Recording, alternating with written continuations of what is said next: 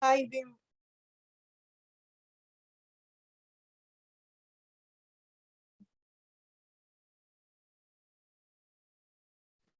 Hello, Mela. How are you? I'm fine, thank you. Yeah, waiting for others to join. I think Ollie is on the. I think it should be Nikkei, I guess. All right, okay. It's supposed to be 8. Mm. She said they're live on YouTube. Okay. All right, okay. So is it 6 o'clock or 6:30? So maybe we should stop speaking now. It's Okay. 6:30. Yeah. Okay. Okay.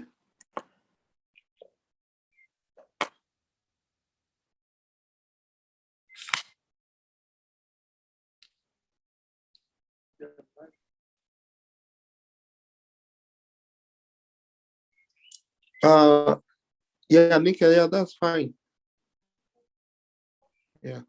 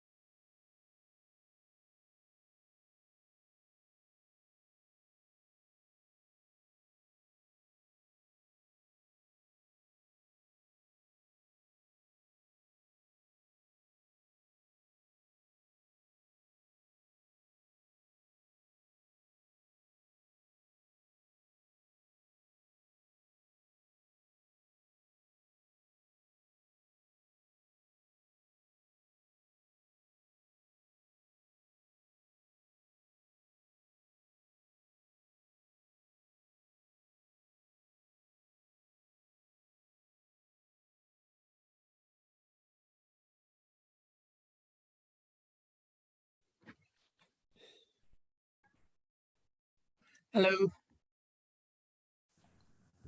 Hello, Ollie. Hello. How are you? Good. Fantastic. Fantastic. We've got our impromptu event for today that we've organized, but yeah, we believe it's going to be it's important that we create this space for people to come in and yeah, just talk about share their thoughts on this very important day where we mark what was a watershed event for us all. So because of the way it's been, what I'll do, I'll get permission. Should I just give it a few minutes and give people a few minutes to dial in so that because I know that I can see that we've got some people here. So yeah. Oh, we're live on YouTube. Okay. Oh, right. Um, what I will do then is just can I ask everyone to basically tell us where you are. Tell us where you are, where you are joining this call from in the chat. Let's see.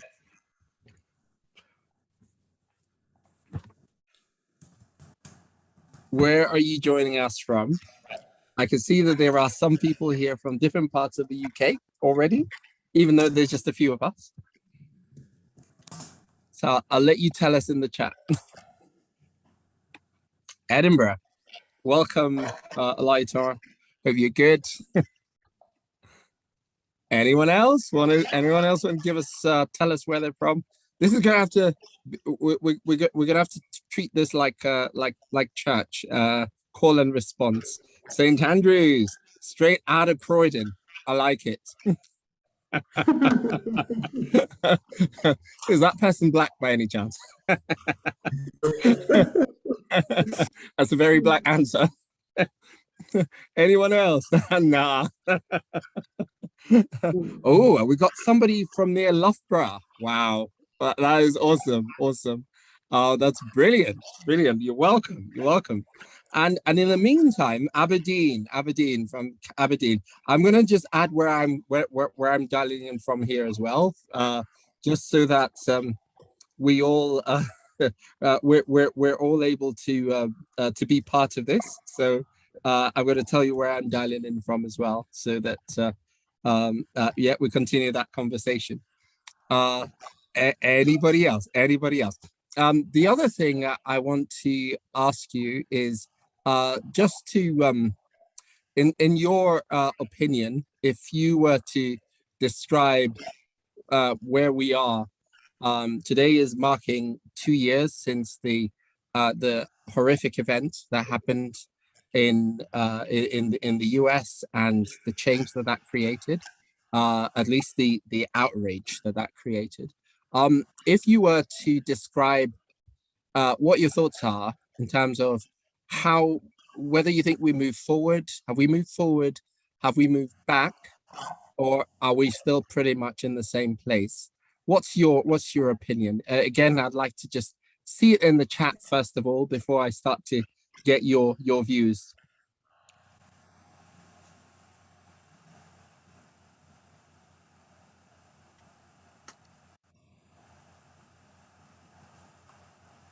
Who is it that thinks that we've moved leaps and bounds since 2 years? Who is it that thinks actually, if anything, we're going back? Are there others who feel that things are much the same as they were prior to that event in 2020?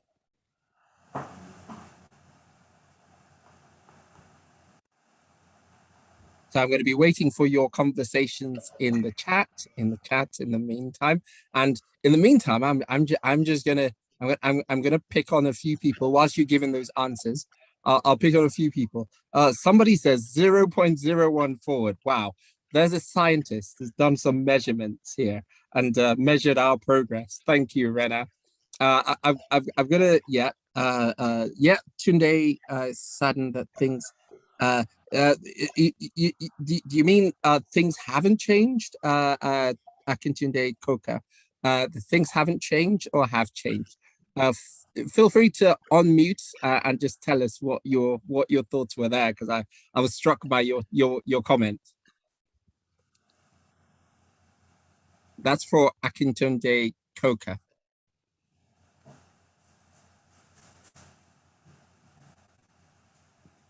Are you there? Are you on mute?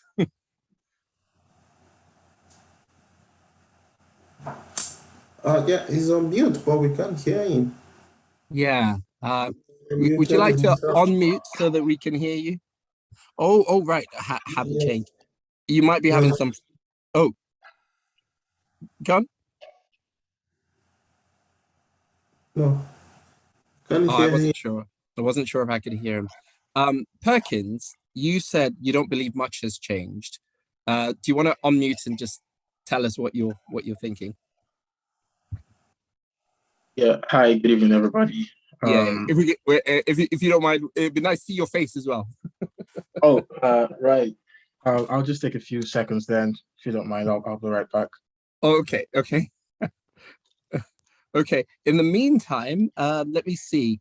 Rena, you said 0.01. So can you tell us what you mean?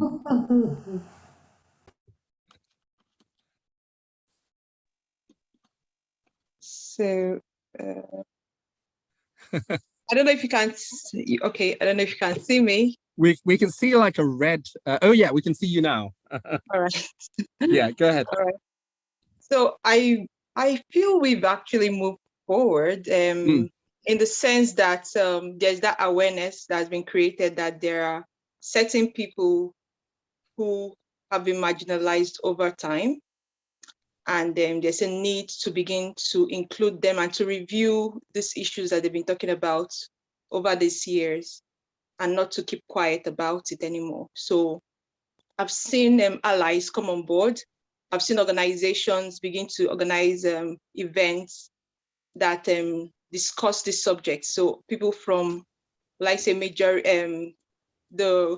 let's say the well-represented yeah, groups coming on as allies and organizing events, programs that are helping to promote inclusivity for the Black and Asian minority people, okay? But when I say 0.01, I also know that there are some people who feel that it is unnecessary for us to even be making any claims at all about marginalization or inequalities in the society. And that's why I put that figure. We still need the awareness to grow. We still need people to agree. We still need people to decide that there should be a change in society, in organizations, and yeah. in other places, even in schools, even in Yes, school, because our children are facing the same issues at school. Thank that's you. right. That's right. Thanks for that, Rena. That's really important. And Perkins, we got you on camera now, so you can tell us Yeah. what your thoughts are. Yeah. Thank you very much, Dr. Ali. So, what I said basically was that I don't believe much has changed since the Judge Floyd event. Um, Understandably, I understand what where Irena is coming from, saying that there's more awareness right now. But I don't think the major issue is the awareness. I think what the George Floyd incident brought into light was that there is this discrimination, this sort of bias when it comes to policing, and it cuts across board to other aspects of society, basically. And I lived in the US. I was in the US for about 6 months last year in Los Angeles, Mm, and I noticed that the trend in the society hasn't really changed much. Like mm, people, when you're in a gathering, there's this feeling of like you're being profiled. So if I mm, could use the word being profiled, mm. like you get into a place and maybe you're the only black person and everyone's looking at you some kind of way. Mm.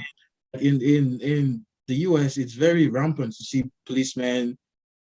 Like you could just be driving and just look at the side of the road, you see policemen, a black guy on handcuff, and all of that. Like it's something that was very, very rampant. And I was like, okay, it's not to say that black people are beyond committing crime or they No. don't do anything wrong, but it just still feels like the majority of the people that these things are happening to are black people. And because of the George Floyd event, it has now been moved to sort of, should I say, a systematic form of expression. So it's no longer something they would want to do in the open where everyone sees them and because they know they'll be outraged and everybody's going to come out and talk about it.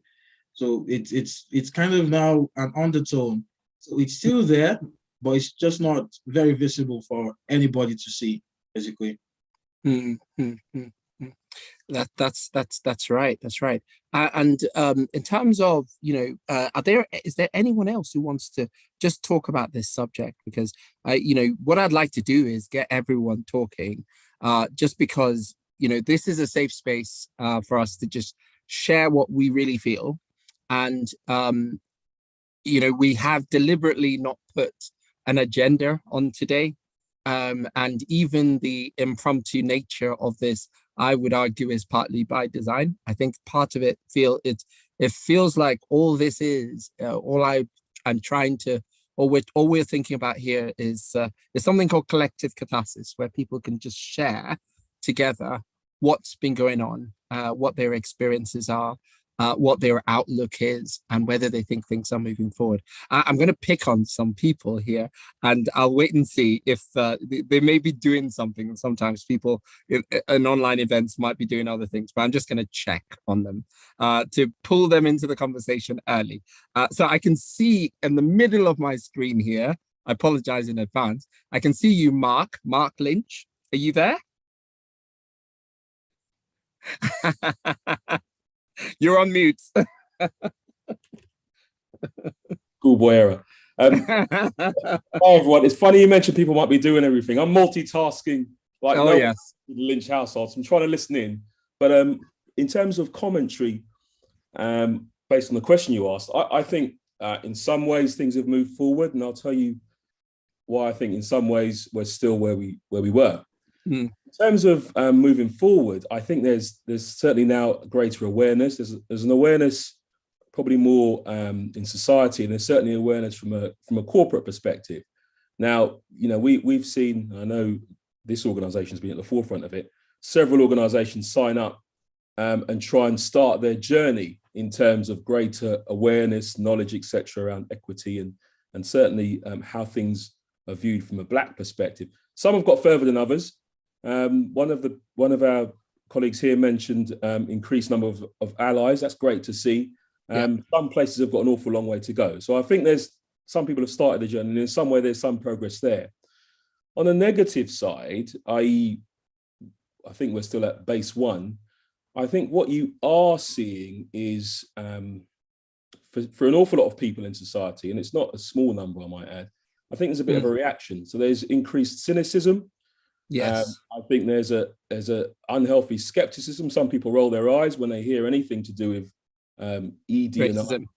and I think many people are conscious or cautious of openly condemning things, but you do see some elements, certainly on the right-wing media and the right-wing press, groups like, or channels like GB News and a few others, where you suddenly get commentators who have probably thought some of these things for a long time and now have got platforms in which to speak. So I think there's a hardening of cynicism for an awful long people, almost as a reaction to what's happened in the last few years. So in some ways progress, in other ways not so much. Yeah. Well, that's quite a balanced analysis. Do you remember some months ago somebody on GB News actually took the knee? Yes. A reporter took the knee. Day. And he got sacked the next day. And I thought, these are all the people who complain about cancel culture. And they cancelled somebody just for illustrating quite a simple and a reasonable point. So it just shows that very often these things are agencies for those kinds of discussions. Thanks for that, Mark. So what I want to do today is, before we kind of settle in, I can see Nikkei online, so please say something. Chime in very quickly. I don't think anything has changed, and I'm usually an optimist, but I think that what's changed is people's acting towards kind of things to do with race and racism. People are better actors at sounding appalled by it, sounding disappointed by it, sounding shocked by it. And the shocks has started to really annoy me recently. You hear something and people say, I'm shocked. I'm like, why are you shocked? There's so much happening in the news now, so you can't say it's hidden. So personally, I see that there's a lot of the good thing is there's a lot of more anti-racist people that are from the majority that come out, which is great. Yeah. But in terms of institutional racism and systemic change, I haven't seen any. I saw an article on LinkedIn just today about Reba, and and I've seen a churn Can also. you say what REBA is for the benefit of just people? So Royal Institute of I know it's British Architects, British Architects, I think, or something like that. And they had an event, and someone was just basically on there talking about how non-diverse it was. But also, I've seen a churn of a lot of people working in the EDI space from companies that recruited them at a time, because I know quite a few of them at this point actually leaving those organizations because all of a sudden there's a lack of funding in the last 2 years, and it's happened more recently in the last few months. So personally, I'd like to say I've seen a lot of change. I've seen individuals come forward, but I haven't seen organizations change. Wow, that is. I mean, are there? Just before I move on to something else, I want to bring people into this conversation. So you're going to forgive me if I pick on you. And feel free to just say you'd rather not. But I'm very keen to get the thoughts of the people in the room. So I'm going to pick on a few people. Mo, I can see you at the bottom of my screen. Do you have any thoughts on this? And where do you think we are in this on this issue?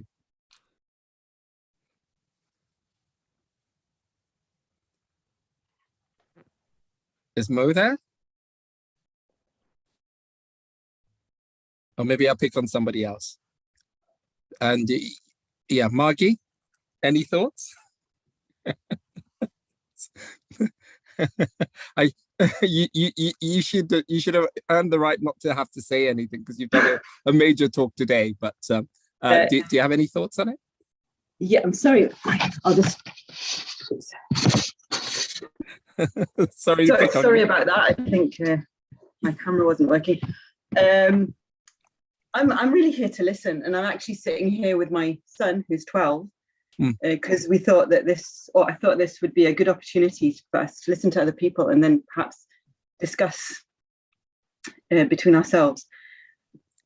Thoughts if things have changed from my perspective?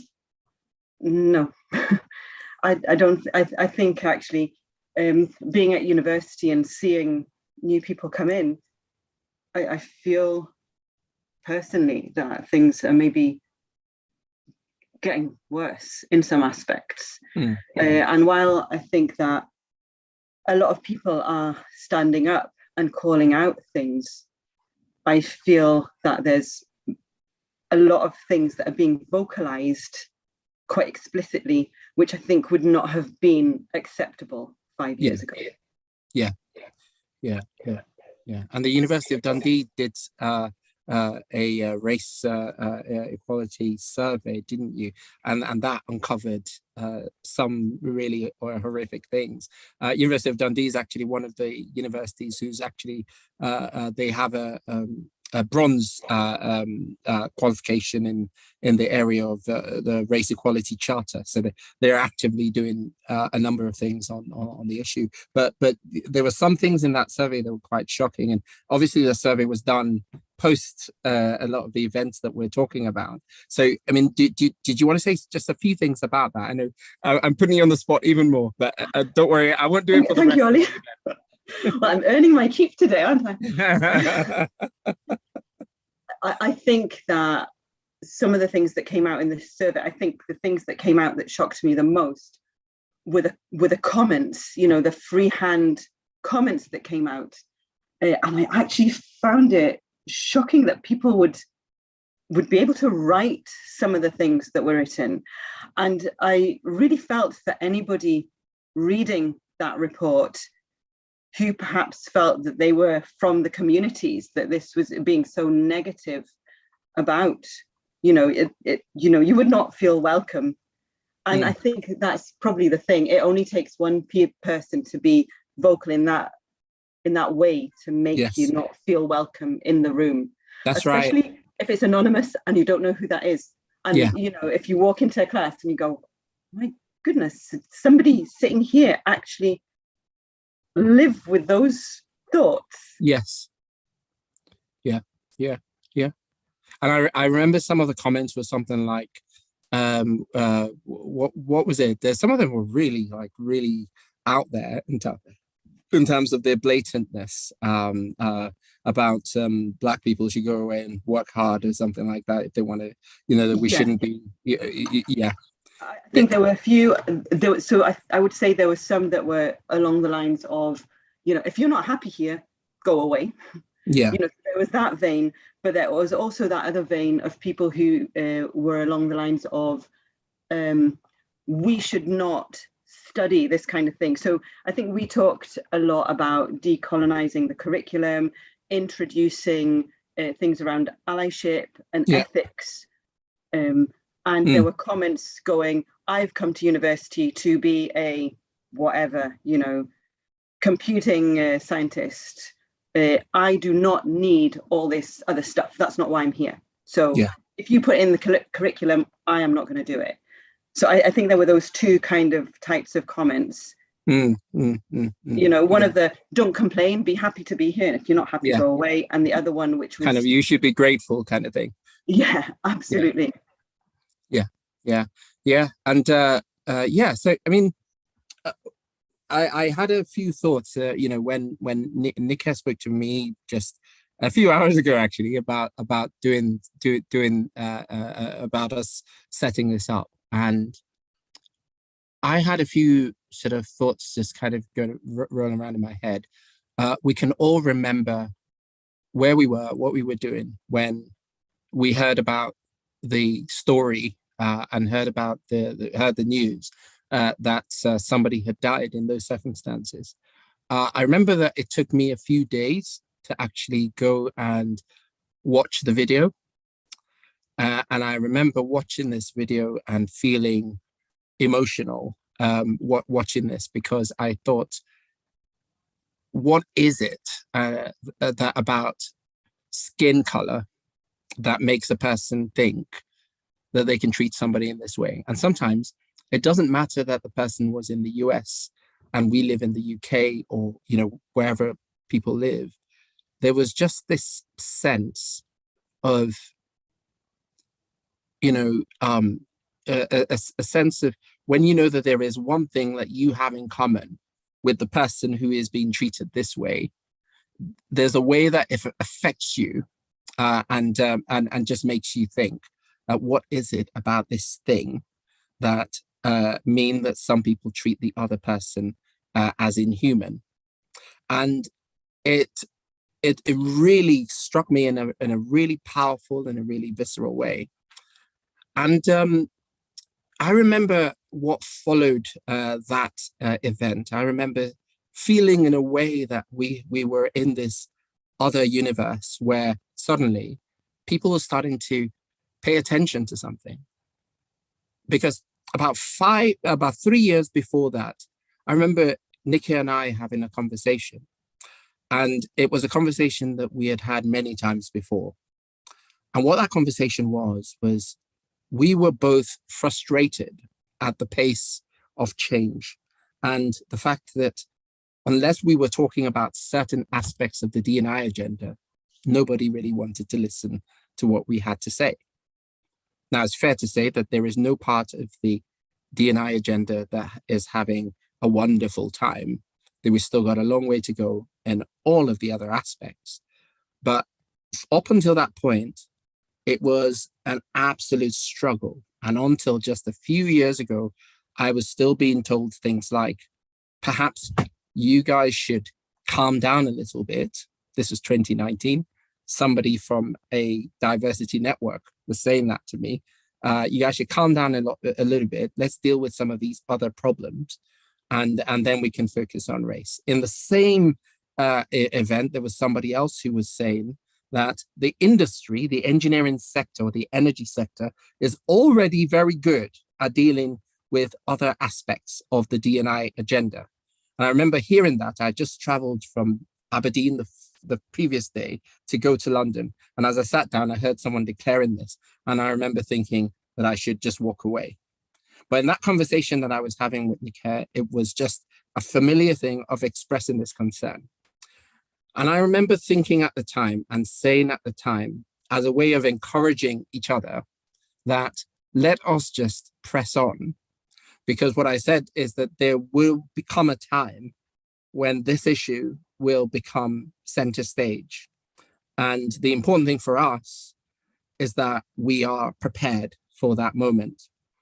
And it's never a thing to describe something that resulted from the death of somebody as in any way a good or sterling moment. But it was an important one. And it was one that opened up the doors to the message we had been talking about for years to a much larger degree. And we went through that period of hearing a lot of people express in the most honest way their outrage at this scourge of racism. But over time, I started to see a number of other changes. I started to see that amongst the many people who were calling out for the end of racism, you had a mixed crowd. You had people who had sincerely gone on a journey. And I heard people who never, very rarely ever talked about racism, talk about it and try to understand it. And I saw that. But in the midst of that, there was also a group of people who went along with the crowd, almost hoping that this will eventually die down. And so let's stick with it whilst all the drama is going on. But really, we just think that all of these people just have a chip on their shoulder. That was the general impression. And over time, I've kind of meditated many times on some of the conversations. I remember one conversation where our industry, the energy sector, had done a survey. And in that survey, what they had done was what they did was looked at various categories of people to see how included they felt within the industry. And when they did the survey showed that of all the groups that perhaps felt least included, the two worst ones were people who were disabled or people who were Black, not people who were minority ethnic, people who were Black. And then I tried to follow what we actually did about what this survey had shown. And that was where all of the difficulties came and all of the pushbacks. And this was all this is within a group of people that purportedly were there to promote diversity. And so those are the kinds of thoughts that are going on in my mind. And so when as we continue this discussion today for the time that we've got, there are two things that kind of, it'd be good to really hear your thoughts, but there are two things that kind of come to my mind and two extremes that I think is important that we avoid when we think about what is actually changing. And the first thing that I see that we must avoid is what I call the Theresa May answer. In the 2017 election, she changed the policy and she was asked, you changed the policy, didn't you? And she insisted, nothing has changed. And everyone remembered her as the nothing has changed person. And I think there is one trap. We all are people who are driven to what we do because we are passionate people and because we want to see us change in society.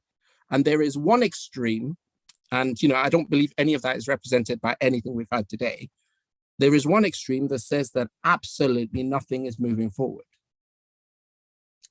And the problem I have with that particular train of thought is that not only does it give the impression that we haven't, not only does it give an inaccurate impression, it ignores a lot of the small successes that are being had.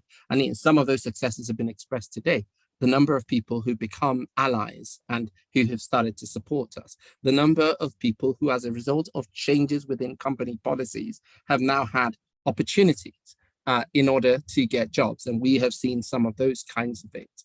I remember one story of two Black people on a plane who were being treated unfairly by the staff. And although the staff did not utter a single racial slur, everyone on that plane, they were white, but a lot of the other people on that plane immediately knew what was happening. And they all insisted that there is no way you're going to evict these men off this plane. And somebody eventually, actually, when they were being interviewed, explained that he was an unconscious bias consultant and he could spot immediately what was going on. Those are successes. And the risk sometimes of ignoring some of those little wins is that we then present the scenario as though we are people without agency. It also undermines the fact that quite a lot of the successes that we have seen within our community has come about as a result of the people on this call, as a result of people from the community who are making changes within that community. And we need to celebrate those successes. It also wrongly presents allyship as this charitable exercise where people are trying to help people who need help, helpless victims. And the truth of it is that we are not victims, we are victors. And ultimately, our aim of allyship is not, oh, please be generous to us. What we're really saying is that as a society, this thing called racism affects us all, and you need to deal with it. And so there is that extreme of the nothing has changed, which I think that we ought to avoid.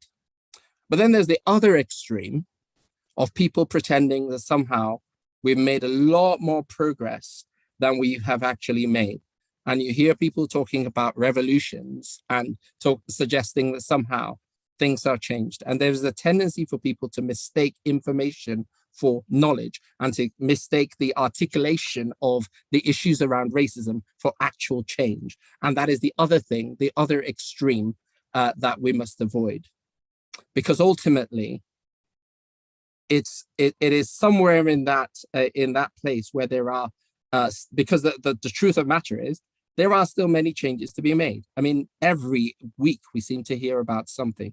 One week it's Child Q, the other week it's Raheem Bailey. And some of those events are so horrific that to simply to start talking about change and talking about revolutions when actually a lot of those things are still happening is somehow insulting, actually, to a lot of the people who are still, to the experience that a lot of people have to deal with in their daily lives. So as we kind of meditate or reflect on the change, it would be quite good to hear, yes, some of the celebration of some of those successes, but actually an articulation of where we still got to go. And more importantly, what we as a community can do, because ultimately that's what this is about. So that's the end of my monologue for the session. Now it's time to just hear more and more of your reflections and more of your thoughts. And this is one where we certainly need as much participation as possible, because it's really meant to be a discussion. So I'm going to stop now, and I'm going to just leave the floor open for anyone who wants to share their thoughts. Are we moving forward? Have we still got a long way to go? What things have you seen that have encouraged you? Tunde Koka, I can see your camera's on, so I'm going to assume you want to share some thoughts with us.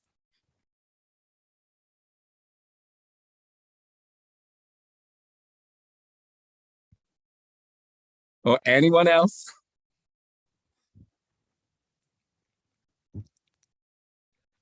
Before I have to pick on people.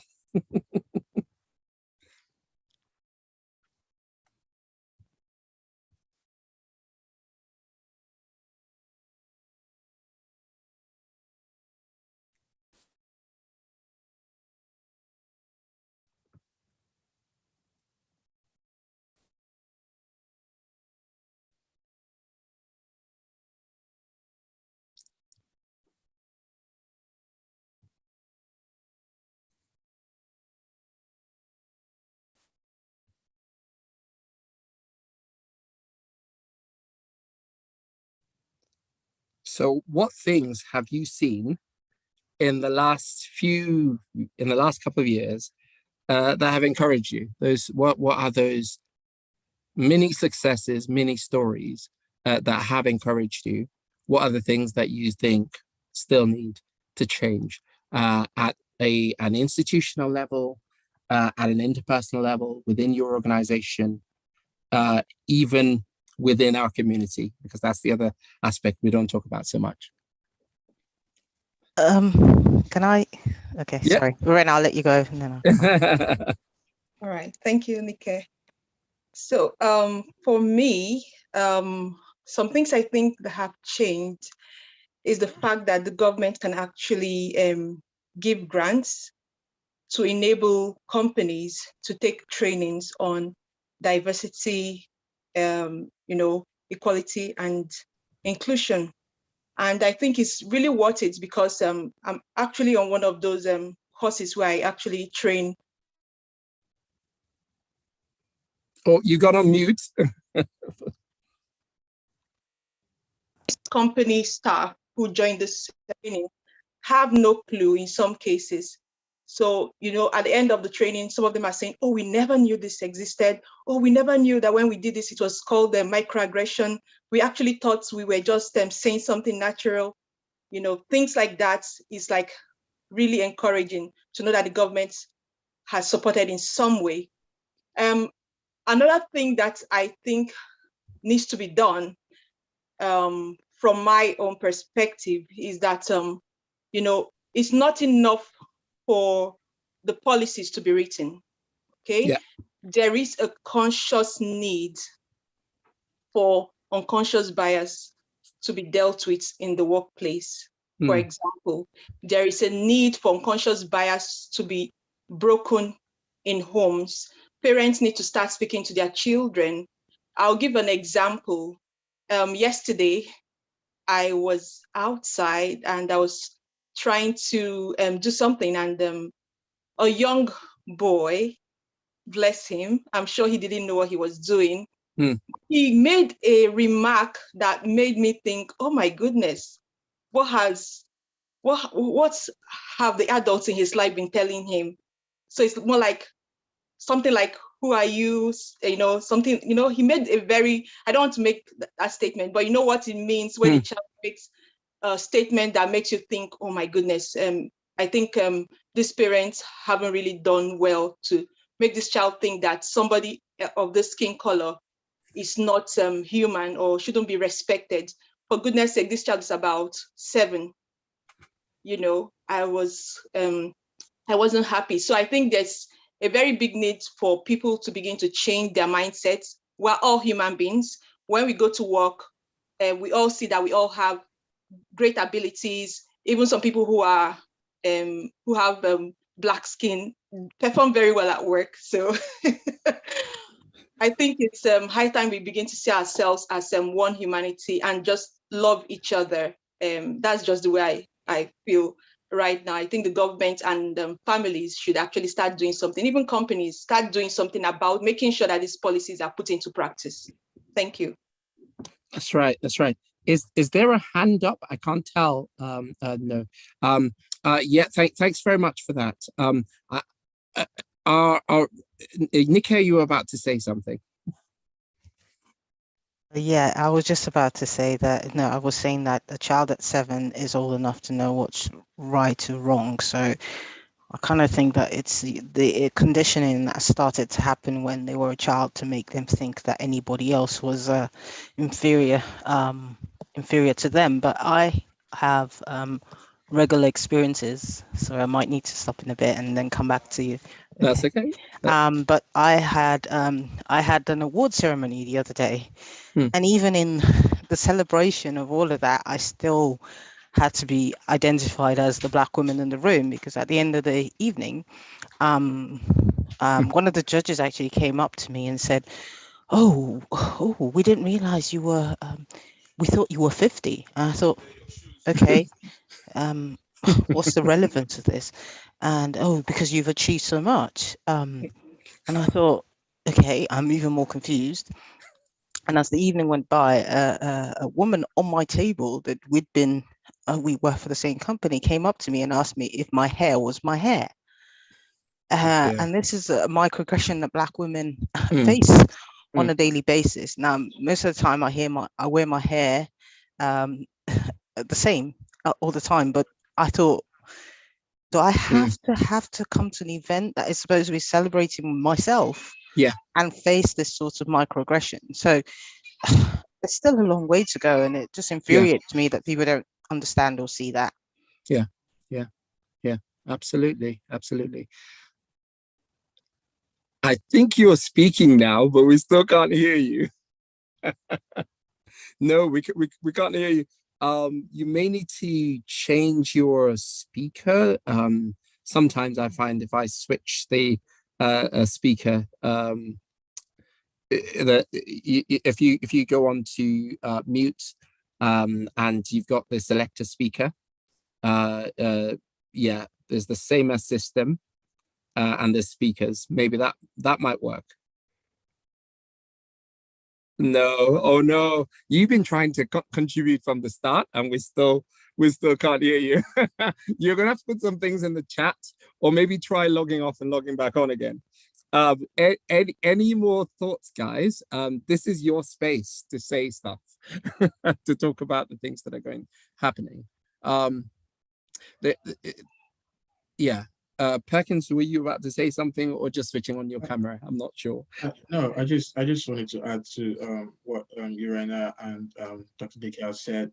It's actually something that has to do with starting from when they're young. We have to start from the children, really, because the problem right now it's not constant. It's just something that comes from the base, from the root, from the foundation. Like, it happens every time. So even these people that have these views, these racist views, they put in so much effort, I guess, I think, into like imbibing that kind of reasoning into their children. And it's very sad. Like, just the other day, a friend of mine took her child to the park, just a little baby. I think she's less than 2 years old, just a toddler, just playing around. And then the parents of a white kid was like, "Oh, don't play with that child. Come this way. Hey, come this way. Don't play with it."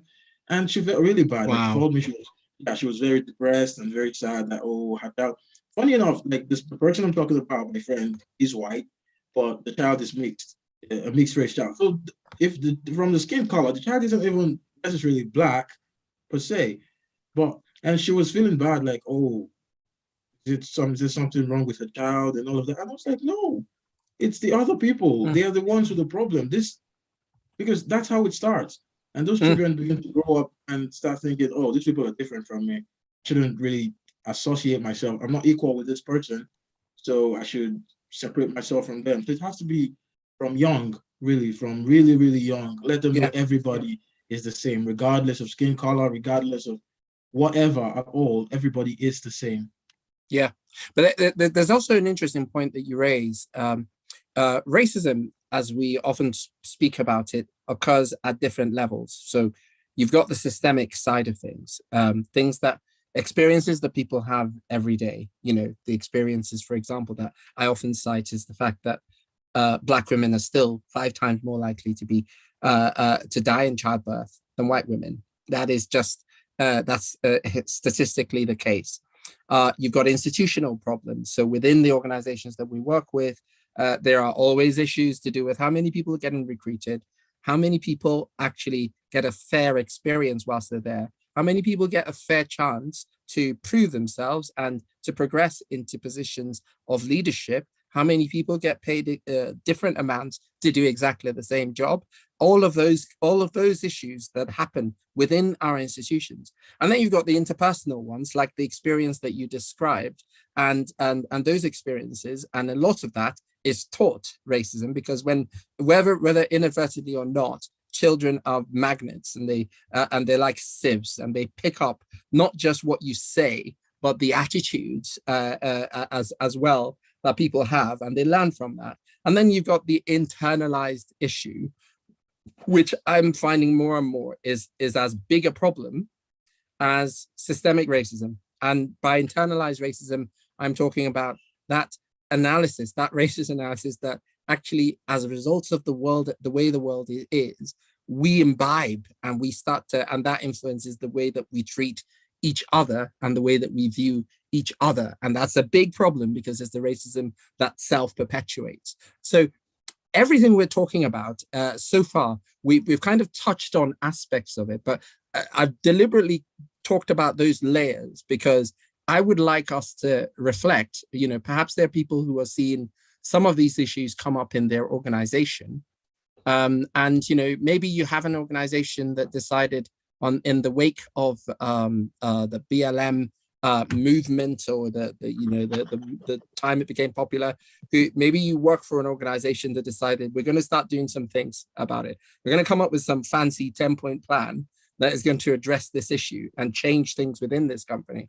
My question to you is, have you seen those things change? Are they changing within your organization? Have you got maybe some small success stories, but are you seeing that a lot of it just seems to be all talk and no action? Have you experienced some interpersonal issues that kind of made you realize that whilst a lot of noise has been made and there are big campaigns, much of your experience hasn't really changed?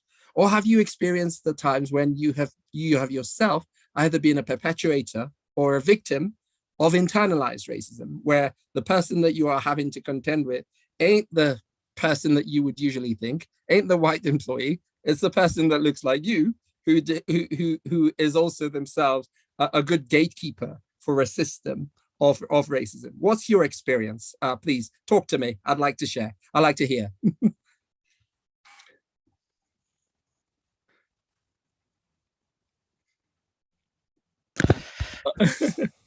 Go on, Olaiton. Let's see your face as well. Yay, you're actually there.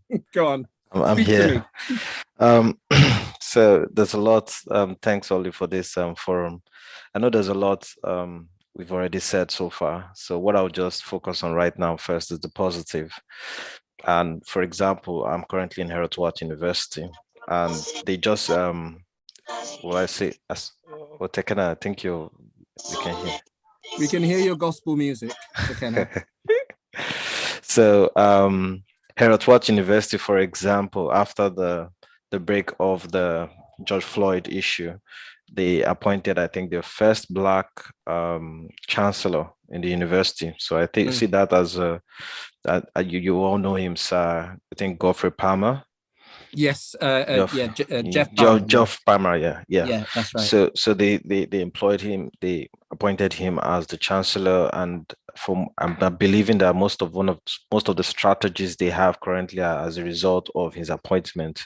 So we have student union reps for Black matters. So we have student reps that's all they focus on. They have to have a Black background, but most importantly, they are there to channel Black projects to help students of Black and ethnic minorities, specifically Black students, to if they're having any challenges, any form of racism, what types of projects can be done on that level.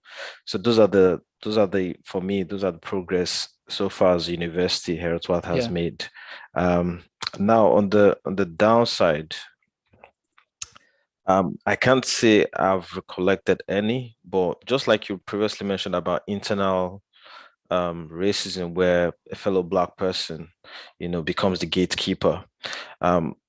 It's I've seen that happen quite a few times, where you want to get a role and your fellow Black person, tells you that there is an alternative, instead of being so ambitious, and probably get to a point where you get disgraced by race, you get profiled, and most of likely you don't get promoted, and they'll probably at the end of the day eject you from the system. They just suggest to you a job that they believe is not all that good. So as an engineer, they might be suggesting to you to do like jobs like care jobs or some other types of jobs, and those are the kind of things I believe even as Black people we need to change our orientation, our mindset, because if we can push ourselves, I don't think there's any the heavens are the limits. We tend to be able to achieve a lot. But if we don't believe that these things are achievable, then we don't tend to.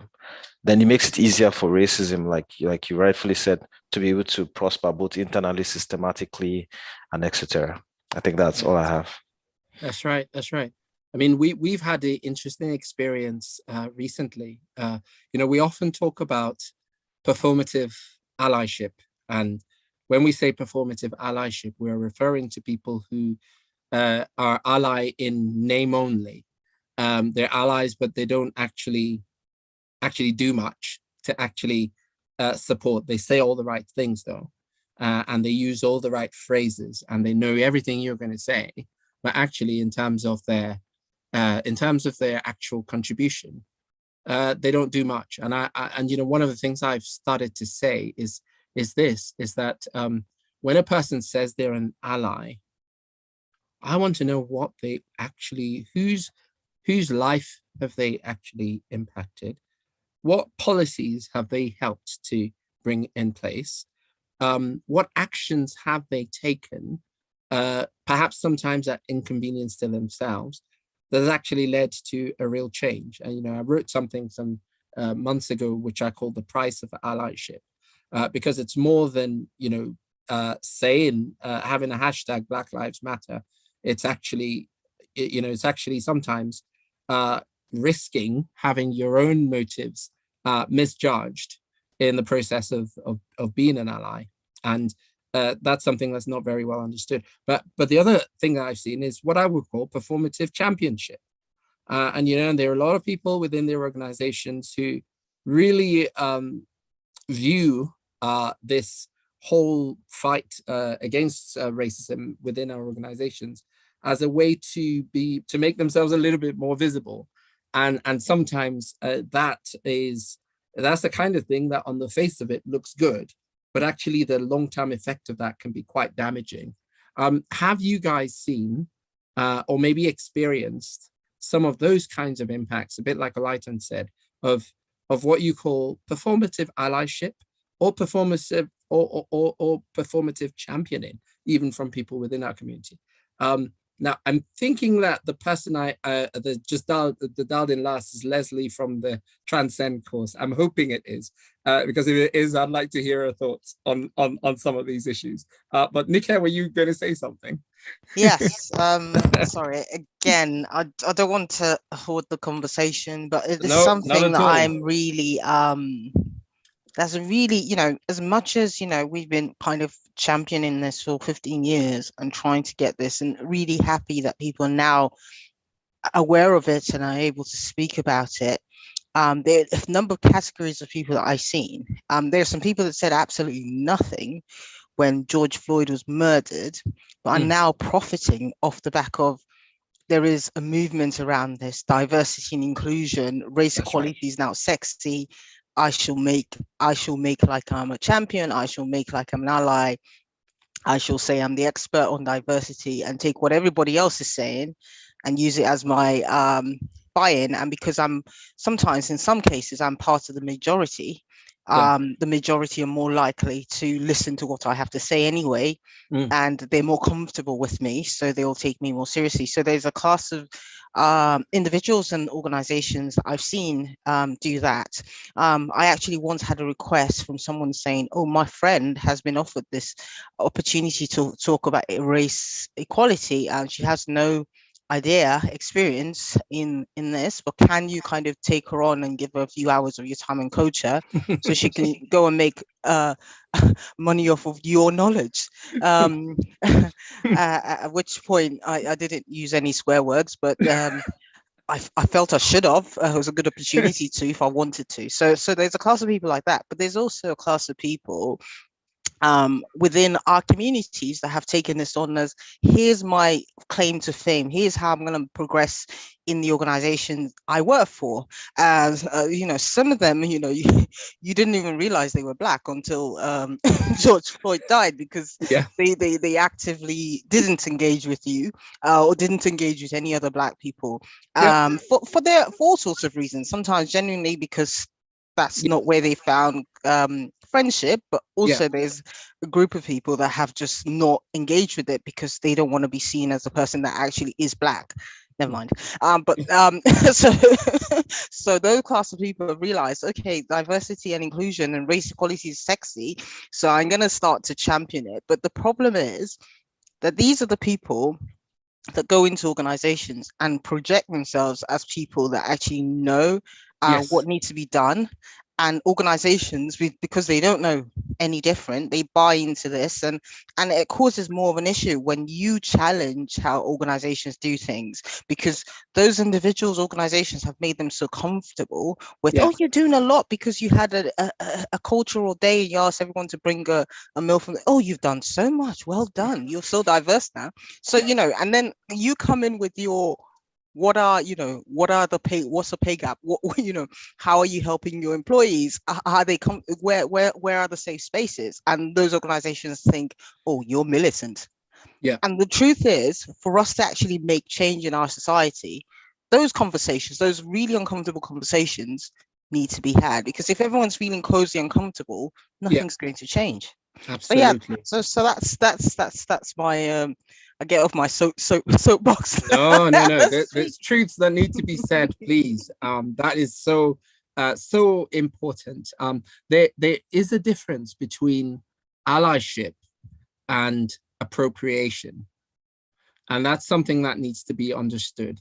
There are times when people take things that have been working within minority ethnic communities and they appropriate it. And by appropriation, what I mean is you take a program that a community has been doing, maybe to help people get jobs, maybe to help deal, and you then take it, make it part of your organization.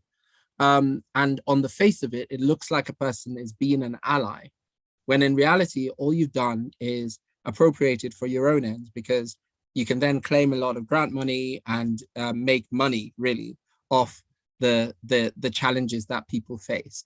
And that's something that certainly needs to be called out and needs to be addressed. And there's been a lot of that happening over the last few years because companies have started to make budgets available for this issue within the diversity agenda. And that's something that does more harm than good, because on the face of it, it looks like these people are active, but what they're actually doing is stopping the cause of anti-racism from happening. And then, I call them fake ass champions, to use a very technical term. Are those people that, as Nika said, kind of discovered they were Black after George Floyd, sorry to say. And of course, as Nika rightly said, there are some people who didn't feel bold enough to raise the issue before, not because they didn't care about it, but that gave them the space, and that's to be celebrated.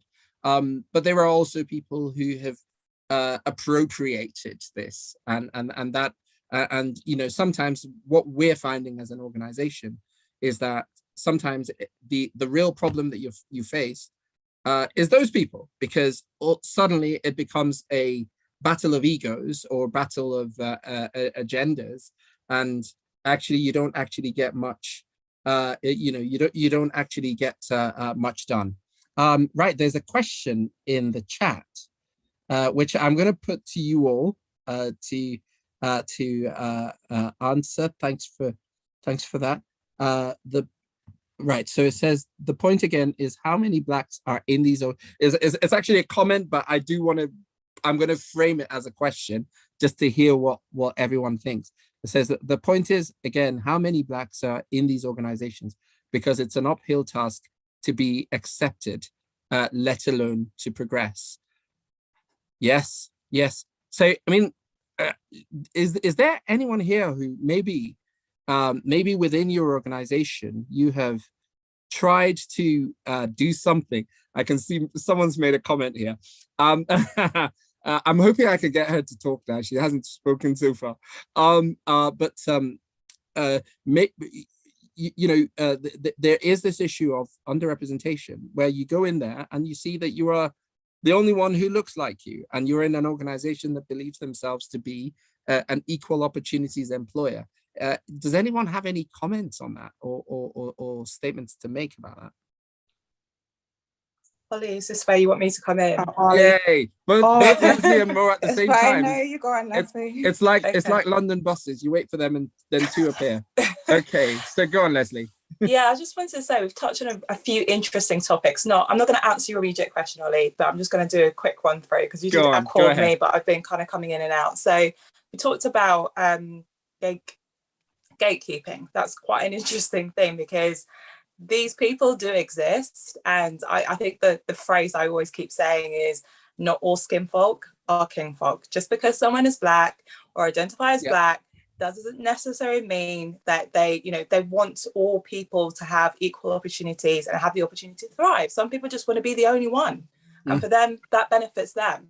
Yeah. So I think we just need to be a bit careful and not assume that just because someone visibly looks Black, that they actually want, they want everyone to thrive. So I think that's one topic. I think the other thing, performative championship, that's the first time I've actually heard that. But I think that phrase kind of describes what I've been observing over the last couple of years, where there are some people that that pop up on my LinkedIn who have never uttered a word, whether it was, on social media or even, in personal discussions about race, equality. And that's not to say that you can't learn and change and become more knowledgeable. But and I think 2 years ago when everyone was posting Black squares, I personally, for me, I hated it because I knew this was just going to be a fad. This was just some sort of trend. And then in a couple of months, no one would care or ask the right questions. It was all about showing that you were doing something, but not necessarily having the action behind it. So that's right. I think for me, that describes, there's a few people where my eyebrows kind of rise up and just like, okay, is this because it's now a trend? We're talking about diversity and inclusion. And for me, that it actually discourages me because I kind of feel that you're just talking about it, but not actually doing anything about it. I'm not brave enough to ask these people, so what have you actually done? But I think we have to start asking those questions. Absolutely. To your point, what are the policies that you're changing? Who are the lives you've changed and impacted? And what are you going to do next? So that's right. Yeah. To your last question, I think it comes down to data. But I think there is a reluctance, as you can see with the government, with being able to want to push your ethnicity pay gap. And it'll be interesting if there's anyone from the government or represents the government as to why there is that resistance.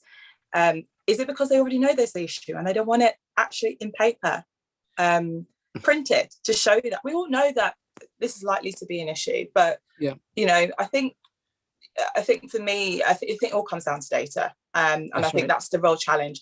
If you don't measure it, as they say, if it doesn't get measured, it doesn't get done. So that's right. But that's the huge challenge, and I think in the UK there isn't a requirement to collect this data, and so not all organisations do it. There are organisations like PwC and I think Deloitte that are kind of making some progress in this area. But I think every organisation, as they do with gender pay gaps, should be reporting their pay gaps when it comes to ethnicity. But that's everything I wanted to say. That's right. Absolutely. Mo, speak to us. Hi, everyone. Hello. Hi. So you realize your image is horizontal just now. It is because I'm charging my phone. Okay. That's why. That's okay. We can all bend sideways and listen to you. No, but I think I've said it on a call before with a few people already on, and like I recently moved to Ireland and I was in the UK before. Very big on the Black and minority ethnic groups in my company as well, like with the AF. Now, I moved to Ireland and I was thinking, oh yeah, Ireland's not too far from UK, surely, I got to my company and I was just like, where are the Black people? Amazing company, I must say, fab company. They they genuinely care about their employees. But I looked around and I was like, where, like, in context, let me try to explain it. Out of 500 people in my own sites, because they're like 5 different sites across Ireland. And out of 500 people, there are 4 Black people, and I'm the only Black female. Now the other 3 are Black guys. Wow. And I was just like, so I messaged him and I was Wow. like, where are the Black people? And he was like, oh, that, you know, do people want to come to Ireland? Da, da, da. So I was on this call, and I was telling Ollie the other day, I was on this call, and, you know, my manager's manager was talking about how, you know, they've done a great job, you know, they're employing a lot of diverse people, da, da, da. And I was like, you know, when you're like at the back of a car, you're thinking, Yeah. okay. Yeah. I didn't say anything. Now, I don't know if it was you or someone. I told the person at the conference, and the person was like, "Yeah, do something about it. Do something about it. Do something about it." So coincidentally, 2 weeks ago, I joined this. They actually did pick a few people in different teams across all countries. So there are about 9 people in this group representing culture of the company. Culture, which can go into so many different things. That's right. Now, I brought up in the very first kickoff meeting, I brought up the topic of, because obviously they were saying, oh yeah, what are the things you've seen? What are some people were talking about, like active listening, some people are talking about emotional security. And obviously, as the only Black person on the committee, I just thought, okay, I'll bring up the one of inclusion. So I phrased it as inclusion and diversity. That what, because HR, you know, HR director was on there as well. So I was a bit careful my words, but it was the truth. I asked and said, how are we, you know, like getting a diverse amount of people and also including them, because we're quite big. I mean, especially in America, they say they're big on diversity and inclusion. And just as I was literally about to explain, the HR director said, oh yeah, we are recruiting a lot of diverse people. And I was like, yeah, okay. And the truth is, okay, maybe in America, but not in Europe. I was like, well, I think obviously I'm new. I mean, the white phrase was, oh, obviously I'm probably new to the company, but in terms of like statistics, I don't know if it's been shared. I don't know if it's, you know, and everyone went quiet. To be honest, yeah, I said that, but even me myself, I didn't really know if, because I remember back in UK, there was always this fight between HR and about this whole GDPR. You're not allowed to, you know, ask these questions and, you know, talk. So at the point I said that, I wasn't totally sure, but surely these statistics should be out there. Oh yeah. You should say you're recruiting diverse people. How many? What are your percentage? What are your numbers? You know, and it's something I'm going to press on, and I'm glad that HR is there, but it's one of these things that in their mind, you know, they are, you know, they have a diverse, you know, they have a diverse amount of people in their team, but I looked and I'm like, nah. Yes. I was what you said kind of. First of all, applaud you for actually doing something, because you know it's not even been that long since you've been in the company, and sometimes doing something simply means asking those questions that set people thinking, and you know, so yeah, I'm hoping already that we're going to see a branch of the AFB in Ireland, but I'm not going to say any more than that, because I know what happened the last time I tried to do something like that.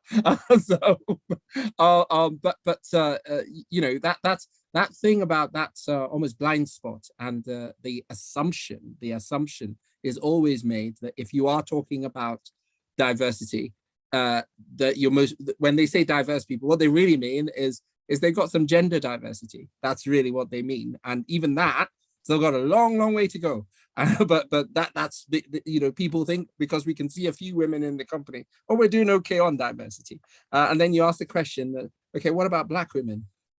You know, can you ever reach your targets without thinking about, because women are not a monolith, right? So you asked that question. I remember one event I went to where I was told specifically you are to ask questions about gender diversity. They wanted me to ask a question, and they said you have to ask about gender diversity, because they knew what I was likely to say. And so I thought, okay, well, I said, can we reach our gender diversity targets without intersectionality? And then everyone says, what's intersectionality? And I said, well, women are not a monolith. What are we doing about that? You know, Leslie, your hand's up.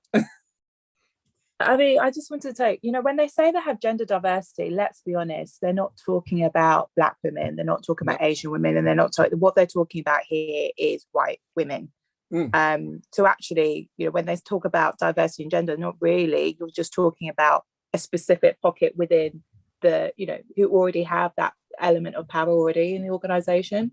So they forget about the concept and intersectionality, and that's being exclusive in that nature. So I don't know what we do about it, and it's almost the case they don't see, unfortunately, they don't, I don't know why, but it's almost as if they don't see Black women as women, and that's why we get excluded when it comes to some of these initiatives.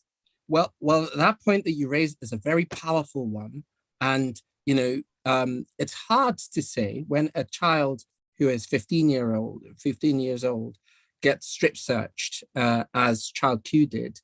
It's hard to argue against that. There has been a long culture of an adultification of Black women, and that's something that has continued. And it does then mean sometimes that when this issue is raised around gender, that most people are thinking of an archetype, and thinking of an archetype that is often white, often middle class, and that's it. And I have seen people who, again, are professed champions of diversity actively work to stop discussions around racism. And Renée Eddo-Lodge gives a very good example in her book, where she's on this show, Women's Hour, and she's talking about her issues. And it's not the presenters kind of trying to shut her up. It's the other people there who are supposedly all on the same side, all women. Emma, I'm so glad you joined the conversation. Please, let us have some words of wisdom. I don't even know how to unmute myself. How wise can I be? I didn't realize it started, so I'm glad to see it's still on. I just wanted to say on this issue of what diversity means, especially in the mainstream. I was reading something earlier today where this PhD holder somewhere in the US was talking about the Amber Heard trial, and she was particularly talking about the fact that there was almost a heterogeneous group of survivors, so to speak, who insist that their story is the only real survivor story when it comes to that sort of event. Obviously very traumatic, but those women, they tend to see the experience of others as not being worthy, because what they've experienced is therefore the entirety of what that particular experience is, which is domestic violence. And I say this to say that there was a remark that she made about the Me Too movement and how that was mainly about, it wasn't about women of color, women who were women. It was about wealthy white women being centered and their experience. And unfortunately, when that group of people are now selected as being the diverse group, what happens is that the people on the other side of the table who are trying to insist that they are doing their best for diversity, they maybe latch onto this particular group of wealthy white women, for instance, and say, oh, look at us, we're diverse. And then that diverse group also tries to legitimize the non-inclusion of other people by saying, no, you cannot call them a company that is uninclusive, or they obviously have included me. So it's just that is that way of people holding on to I guess it's a privilege, isn't it? That's right. That's right. Hold on to the privilege that they have, hold on to the benefits that they've gotten, and then try to shut the door on other people who also insist on getting, the same sort of access. So it was a very interesting thread. It was somewhere on Twitter, but just thought it was something to note. No, it's absolutely true, and I think sometimes what gets missing in a lot of the discussions around this is this idea that it's mostly around power, and whether we're talking about race, whether we're talking about, race is an absolute nonsense in the sense of racism is not a biological category. It's something that was put in place deliberately in order to create a particular division between classes. That is its whole aim. It's there. The whole idea of race is brought about in order to enable a system of racism to exist and to persist. And so when we think about it in those terms, it becomes pretty obvious why certain things get shut down, because what happens is that power never gives off without a fight, a fight of sorts. And, I've heard people talking about peaceful revolutions. Good luck with that, because ultimately there's never a ceding of power that happens of its own accord. And so what happens is that power reinvents, so the moment we start to accept the idea that there is such a thing as patriarchy and there is such a thing as a male-dominated society, we then got to and then the inclusion of Black women in that whole definition involves yet another power dynamic. And that is why what happens is that power then decides to take people on. There was this thing in 1661 called Bacon's Rebellion, where these group of indentured workers who had all settled into Virginia were able to create this, complained often that they weren't able to work the Indians, and because it started to be noticed that there was a class war, and there were white working class people, as well as Indian working class people, as well as the Black working class people, who were all indentured servants in Virginia at that time. The system of or the definition around issues like whiteness only came about. Whiteness as a race category has only been in our vocabulary for about 500 years. It hasn't always been that way. And so it was brought in order to ensure that those white working class people felt that they were somehow in a similar category to those white wealthy people, so that it was one of those things that they would say to them, well, you might be white, you might be poor, but at least you're not Black. and so all it is a power dynamic. And the moment we understand that, it becomes clear why a lot of the obstacles that we face are happening. And actually it starts to become clearer how we get the solution to it. And the solution to this is genuinely this idea of coalition building, because what was happening before all of that was happening, before all of that differentiation on the basis of skin color in order to protect a certain class of people, what was happening before all of that was that there were all of these people working together and identifying other groups who were also being equally affected by the same issues. And the only way that we really move on from 2 years on from the death of George Floyd is actually to start to create those coalitions between groups of people with shared interests, with understanding. And that has to start from within the Black community, where this issue of internalized racism needs to be kind of recognized, and in the words of Bob Marley, emancipate ourselves from that mental slavery. We need to start to deal with that issue and recognize, and then we need to start to form coalitions with all of the other groups who are in many ways affected by a lot of the same things, and then start to understand that, as a certain writer said, this shit is killing you too.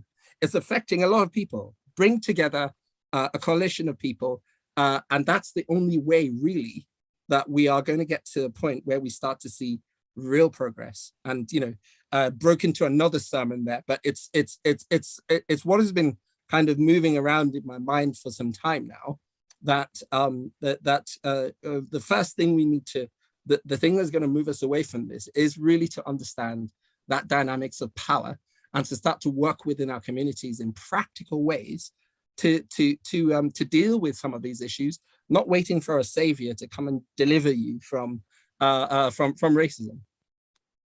But anyway, that's me off my soapbox. Are there any thoughts, any other thoughts on any other reflections? I know we've kind of gone a little bit over time, but yeah, if it's okay, mainly because few people have kind of dialed in later. If people are okay to stay for another 10 minutes, great. If you can't because you've got tons of other things to do, I understand. But I think it's probably a good idea to just chat a little bit more, and then we can all go. But yes, just on that theme, we were just talking there about solutions, and what I mentioned was coalition building. Are there any other thoughts that people have in the room in terms of what actually works here? Because it's not going to come from handouts. It's going to have to happen because communities actually make it happen. So what do we do?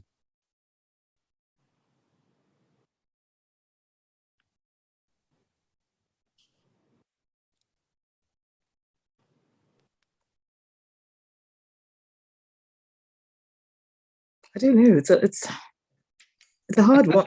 But so this is the thing, right?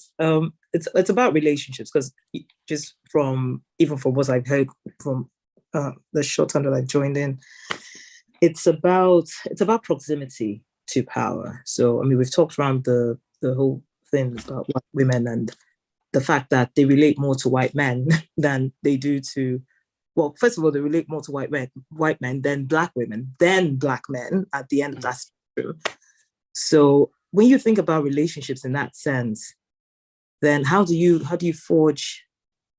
So do you forge the relationships within the group and then try and merge with the group that you are trying to create more diverse spaces within, or do you try and form those relationships with, the other side of the divide, so to speak, and then bring other people along with you as you do that? That's it really is about relationships, because that's the way people identify with your struggle, with your pain, with the thing that you need from them. Yeah. In fact, I'm very tempted to jump in there, but I'm going to let other people.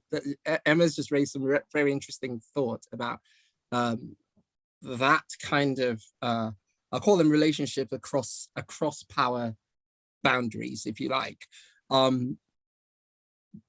Any thoughts from other people? I'm going to pick on someone who hasn't spoken yet. Give them a chance. But if you want to speak as well, please go ahead. But who's Alex? Alex, you.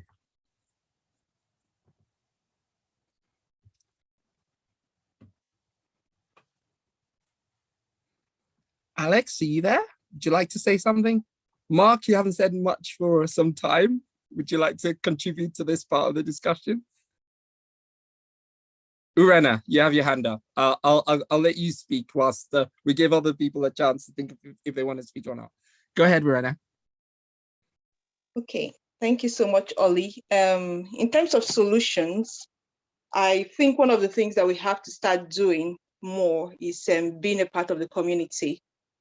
Oftentimes you find that sometimes some of us don't get involved in what's going on in the community, and that makes us it creates that opportunity for people not to include us in the decision making.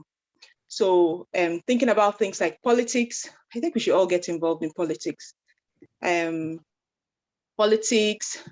School, boards, anything that that has to do with community, get involved. And just like Emma said, relationships, that's where you build the relationships. That's where people get to hear your stories and understand you as well. And then when you join those committees and those organizations, it also creates that avenue to speak on behalf of our own community and let people know what we would prefer. For example, recently I was interviewing a woman for a project, and she said, I'm a businesswoman in this community and they expect me not to sell things that are suitable for Black people.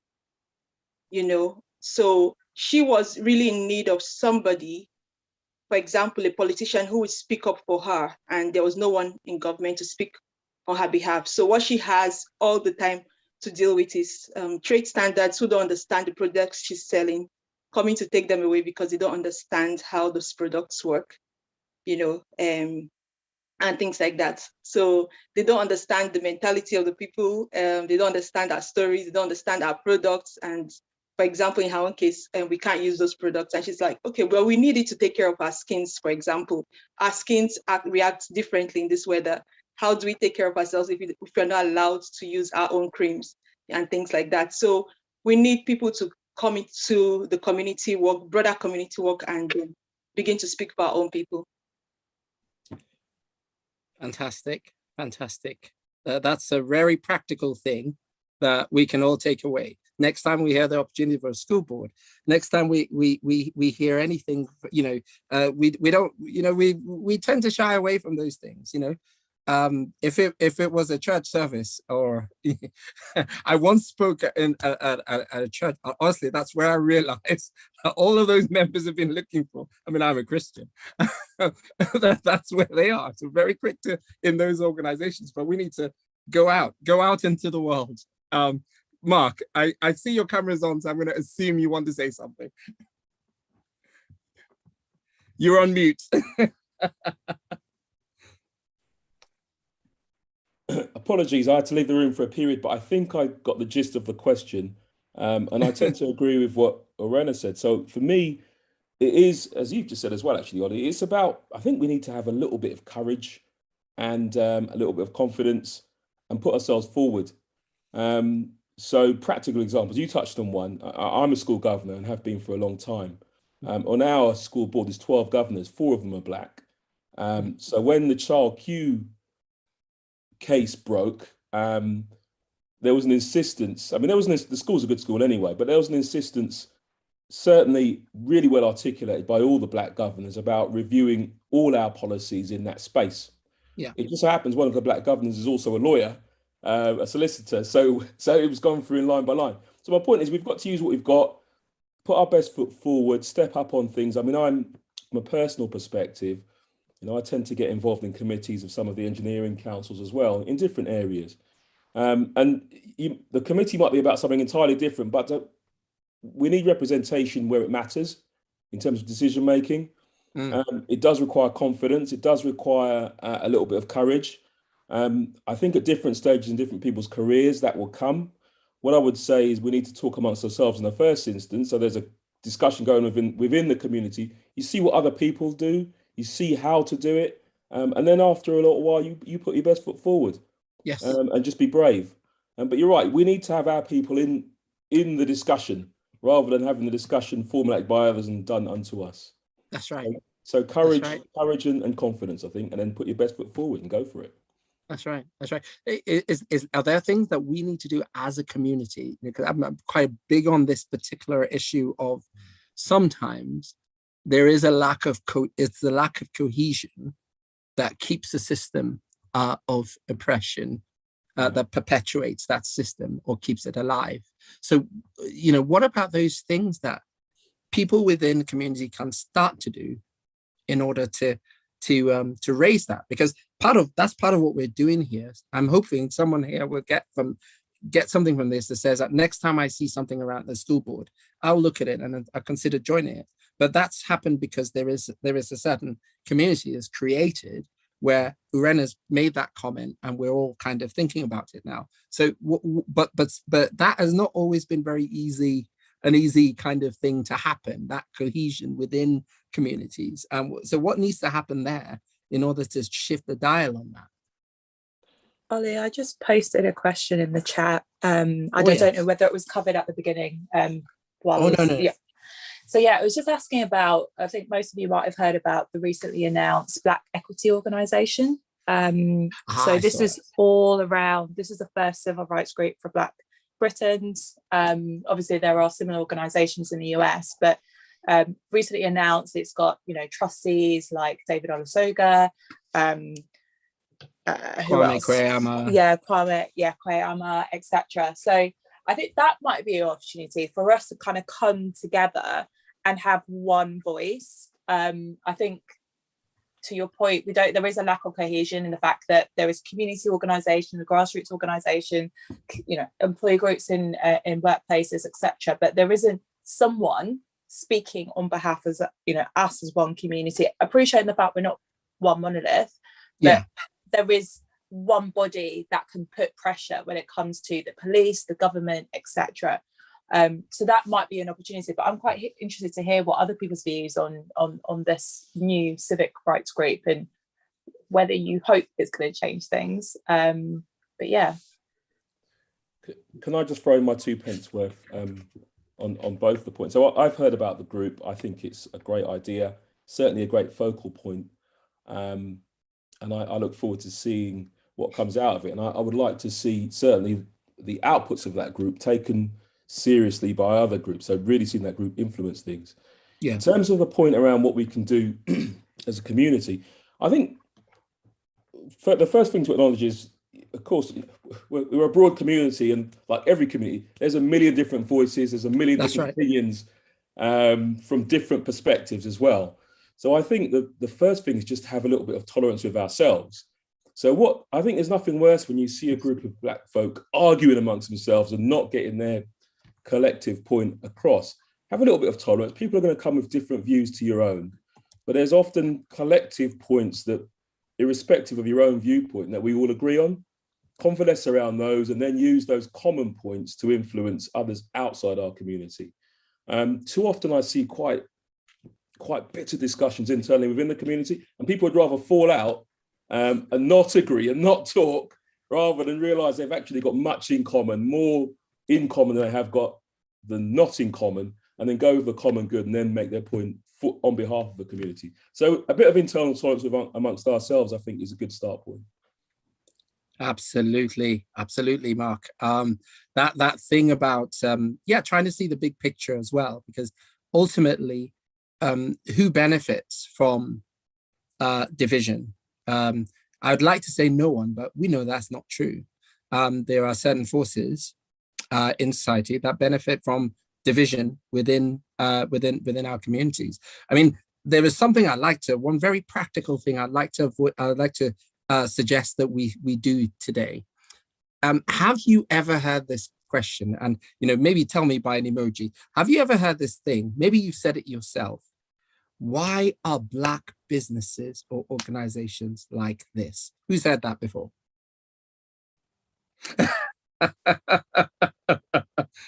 Emma is the brave one who's admitting it. Is there any? I'm going to join Emma and admit I've done it. Who else has done? Who else has said it?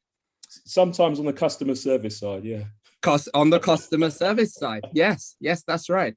But what I would like to do today, as a practical thing that we can take away just on that particular point, is that we stop ourselves from saying that, however tempting. And I'm saying this, having had the experience just a few weeks ago of ordering a Nigerian takeaway and waiting for, guess how long I had to wait to get it? Just guess, wild guess, anyone. Did you say 4 hours? Try 5. 5 hours to get this thing from them. And I've had other experiences as well, right? Now, I've had another experience, which I won't go into. But the problem with, and I hear this all the time, why are Black organizations like this? And what we don't often realize is that is actually a sign of the internalized racism that we're all infected by. Because I'll give you this example. I've had some terrible experiences by Amazon. I've had experiences at Lidl. I've had experiences on flights. I'm sure you all have, where the level of service has been shocking. We've all gone into taxis and you've got a disrespectful taxi driver. Never, ever, ever do we make race the common denominator. We understand that is something is done by an individual, and that individual is responsible for it. So what is it in all of us that every time something like that happens, the first thing we say is, why are Black organizations like this? Because what it doesn't take into consideration is that actually very often those Black businesses that we now visit and use their services probably had to face multiple obstacles and took a lot of bravery actually to go off and set up a Nigerian takeaway in the middle of Aberdeen, right? I know there are many Nigerians here, but not quite as many as London, right? So that's one thing that I would actually like to, I'm challenging myself, because the temptation will come. Because every time we do that, what we're doing is we're perpetuating a narrative of Black incompetence, which, whilst might be evidenced by particular individuals, ignores the multiple instances where we go to Black-led businesses and they do as good a job as any other. You know, we had an interesting experience when our dad died here in Aberdeen. We had to take his body to Nigeria. And I remember we had to deal with 2 businesses. One business was a business in Kent, and you know, it was a white-led business. And the other was a business in Nigeria. And naturally, when you deal with any business, you get worried about how it's going to go, especially something so important or sensitive. But guess who we were more worried about?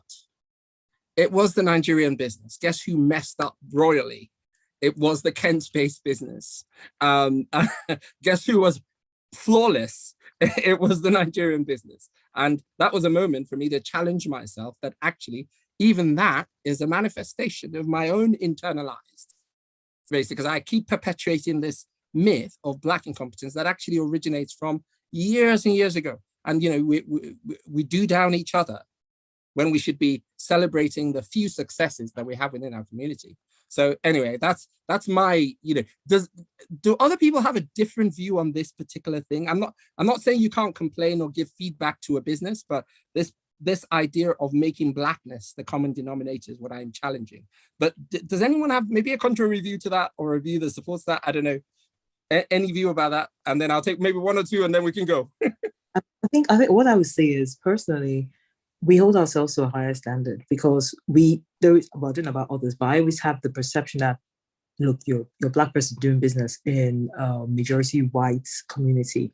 So you need to realize that you are under a certain level of scrutiny, and I want you to do better. So that's probably my own, that's where it's coming from. Yeah, that's where I'm feeling the pressure for both of us. I'm like, no, because if you do badly, it's reflecting on me. So maybe that's what it is for a lot of us who really try and, you know, well, we don't try, we don't necessarily try to lift them up, but we always notice their mistakes.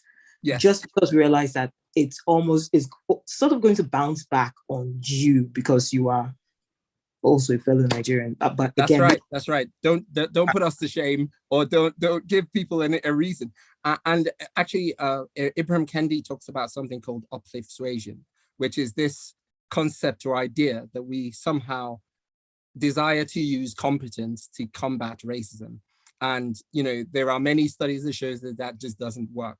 The real definition of equality would be when, you know, I go to barbers, I go to get my car fixed, and we all know the good mechanic, and we know the terrible mechanic, and actually those that don't have any racial classification, and we all know that, and we accept that those people as individuals may have done something wrong. We never hold them responsible for the actions of a whole community. But actually what I was trying to say there is that as a community, it should be okay to have people of high competence, middle competence, and low competence. And the very premise that of that whole idea still ties in inadvertently, very often not consciously, but inadvertently, with a whole infrastructure or history where certain people have been, the question of competence has always been put beside a Black face. But yes, I'm actually glad to. I'm glad we're getting alternative views on the way that we see it. But I completely agree with that. Actually, that idea. But my nervousness, I guess what I'm asking is, isn't that nervousness itself driven by a certain factor that perhaps if we did a little bit more to celebrate and actually, yes, give feedback to the individual, but divorce the race aspect from it, that would actually help us all better. And also celebrate Black success, because for that one person, I know many other businesses that are the first people I would recommend to anyone for anything they need done. And they're led by Black people. And it's what we need to do. Are there any other thoughts before we go? But it's all been very impromptu. I hope it's felt worthwhile the time.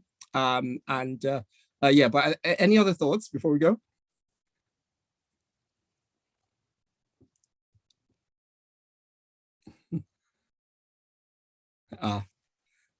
That's great. Urena, you put something in the chat. Do you want to say something?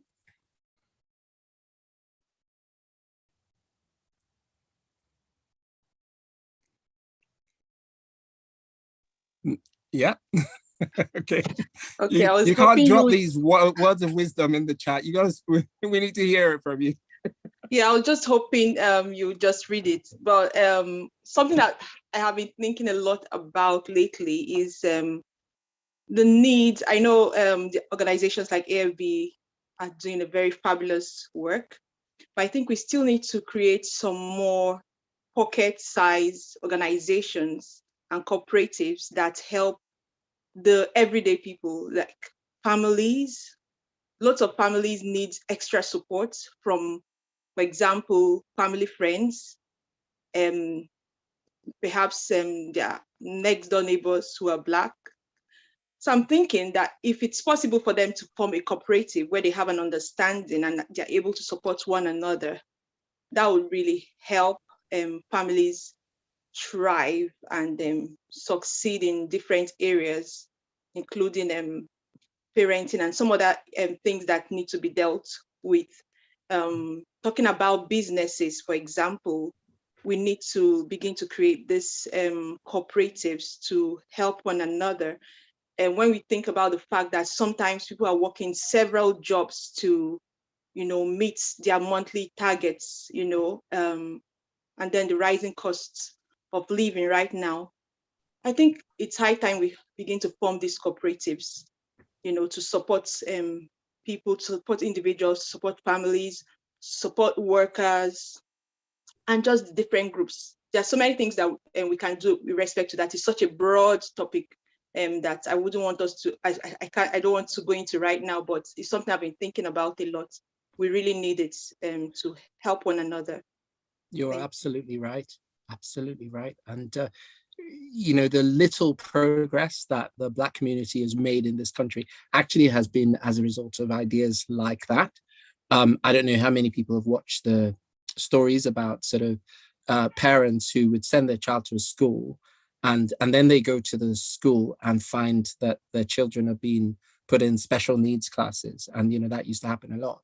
And really, it was those kinds of events that led to the creation of many supplementary education programs in various communities. And it's those kind of things that actually led to many of those children being able to get the support that they needed in order to get to university to achieve.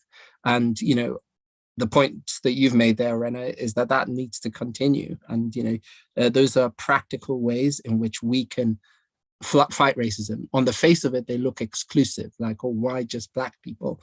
But ultimately, sometimes there needs to be that exclusivity in order to achieve the broader goal of inclusivity.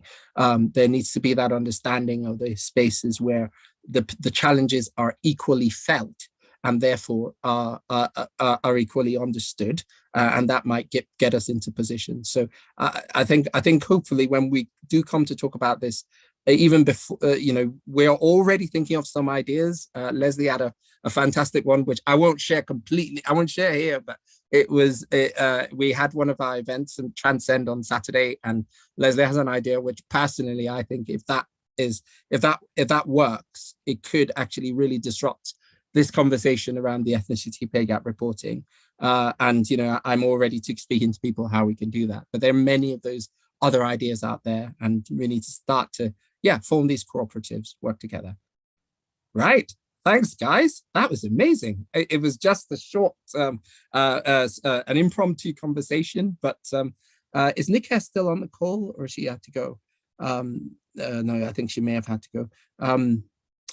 Well, thanks everybody. Thank you for dialing in at such short notice. And I hope you found the topics kind of helpful, the discussion kind of helpful. I'm here, I'm seeing someone nodding, so I'm going to take that. Emma's nodding too, so thanks. As is Ibim.